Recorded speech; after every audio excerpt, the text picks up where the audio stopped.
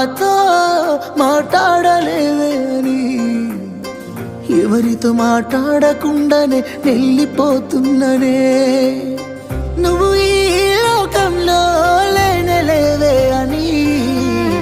నేను ఈ లోకాన్ని వదిలేసిపోతున్ననే నువ్వు పువ్వులు అల్లుకొని పోతున్నవే అత్తగారింటికి